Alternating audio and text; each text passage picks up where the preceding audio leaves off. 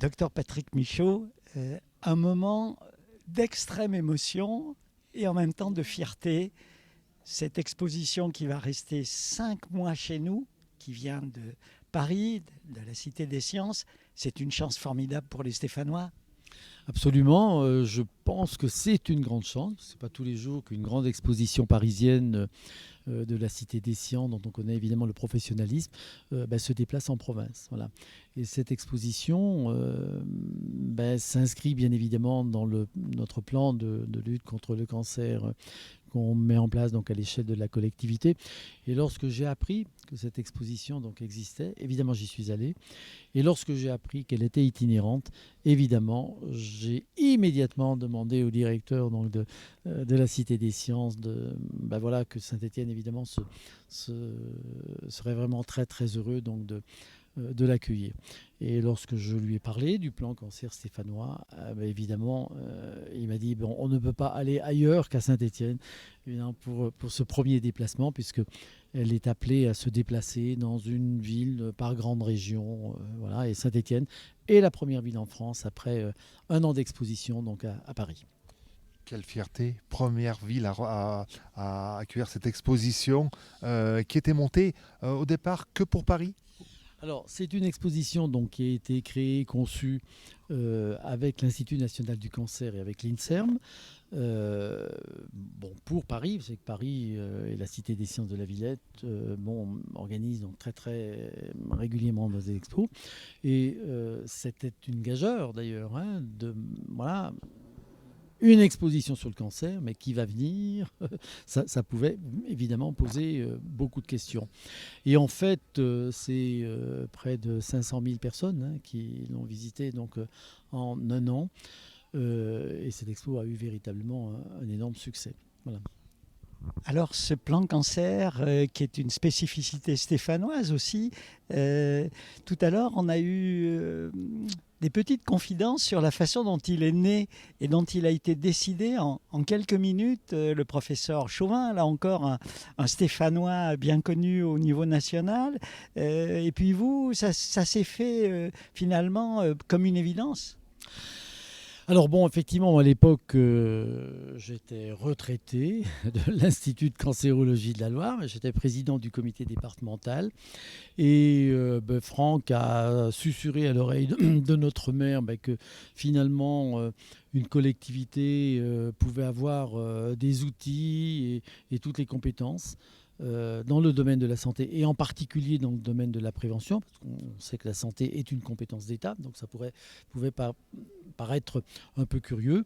Et puis de par mon passé à l'Institut de cancéro et mon engagement dans la lutte contre le cancer depuis de nombreuses années, voilà, le maire est venu me chercher donc, pour me demander si j'accepterais de piloter ce projet. Le mot cancer, il fait peur ce mot. Toujours aussi peur qu'il y a 40 ans? Ou est-ce que maintenant, les gens, en tous les cas, ont moins peur de se dire moi, j'ai un cancer ou j'ai eu un cancer? Alors, je pense qu'aujourd'hui, le mot cancer fait toujours peur. D'ailleurs, lorsqu'on est tous touchés, directement ou indirectement, et on sait pertinemment que lorsque cette maladie s'abat sur une famille, c'est une véritable déflagration. C'est d'ailleurs un des titres. Des titres, puisqu'il y a plusieurs titres avec des modules très très étonnants. La déflagration, c'est un séisme. Voilà. Et pour la personne qui est effectivement malade, immédiatement, une multitude de questions arrivent et se posent.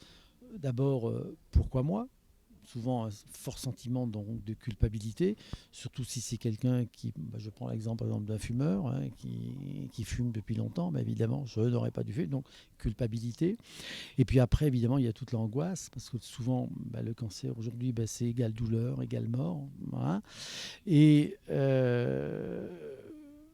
voilà, qu'est-ce qui va m'arriver ? Je vais devoir subir des traitements avec des effets secondaires extrêmement importants. Tout le monde connaît les effets secondaires lorsqu'on parle de la chimiothérapie, évidemment. Et puis, comment je vais annoncer ça à ma famille ? Comment je vais pouvoir gérer ça avec mes enfants ? Comment vais-je en parler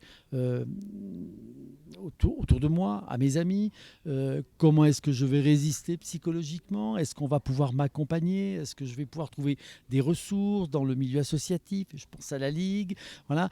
Est-ce que, voilà, si je guéris, est-ce que je vais pouvoir retravailler? Je vais devoir retourner dans mon entreprise et quel regard mes collègues de travail vont porter sur moi qui suis cancéreux ou qui était cancéreux? Comment mon patron va m'accepter? Voilà, toutes ces questions, évidemment, tous les malades se les posent. Et cette exposition, effectivement, apporte, alors pas la réponse à toutes les questions, mais cette exposition apporte la réponse, effectivement, à beaucoup de questions. Alors, une exposition avec aussi beaucoup de rencontres, de manifestations. Il y aura aussi, quand on vient la visiter, des médiateurs.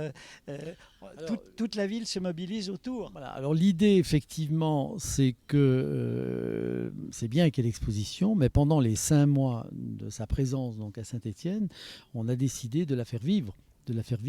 D'ailleurs hors les murs parfois donc de la Cité du Design, à travers de nombreuses manifestations. Alors, on a eu déjà une première table ronde. On va avoir 5 tables rondes, une par mois. La première a eu lieu mardi, donc avant même l'inauguration donc de l'expo, avec chacune des tables rondes va aborder une grande thématique. Donc c'était l'annonce du cancer. La prochaine, ça va être la recherche. La troisième, c'est l'accompagnement. Voilà. Et à chaque table ronde, on a choisi d'avoir un fil rouge. Et ce fil rouge sera une patiente ressource, une personne qui a eu un cancer et qui va parler donc de son expérience. Voilà, table ronde, des spectacles, avec le spectacle de Caroline Leflour dès demain, mais il y en aura d'autres également.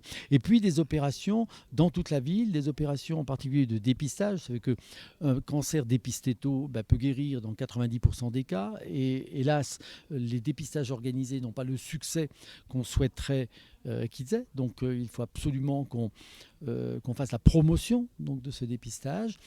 Et en particulier vers des populations qui sont éloignées de notre système de santé, qui sont beaucoup plus exposées. Je rappelle que 5% des personnes les plus pauvres ont une espérance de vie de 13 ans en moins par rapport aux 5% des personnes qui sont les plus favorisées. Donc il faut absolument aller vers ces personnes qui sont les plus défavorisées, les inciter au dépistage, les informer.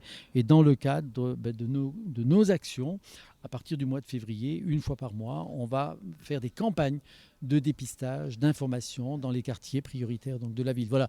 Et puis bien d'autres également manifestations. On vous suivra, on vous accompagne. Vous avez dit une chose vraiment très très importante, et c'est là-dessus qu'il faut vraiment qu'on insiste, c'est qu'un cancer dépisté à temps, 90% des chances de guérir. C'est pas de survivre, c'est de guérir. Un cancer, alors effectivement, on a des cancers aussi de mauvais pronostic, on les connaît. Mais globalement, un cancer dépisté tôt, on le guérit aujourd'hui, on le guérit. Et globalement, d'ailleurs, le taux de guérison aujourd'hui approche les 60%. Donc ça n'a rien à voir avec ce qu'on a connu. Donc voilà, il faut arrêter d'être extrêmement même si c'est une maladie qui est grave et qu'il faut prendre en compte. Mais voilà, il faut garder à l'esprit effectivement ces 2 chiffres. Hein. Le premier chiffre, effectivement, c'est que le cancer est essentiellement dû à notre façon de vivre. Donc en modifiant notre façon de vivre, on diminue de 40% le risque de cancer.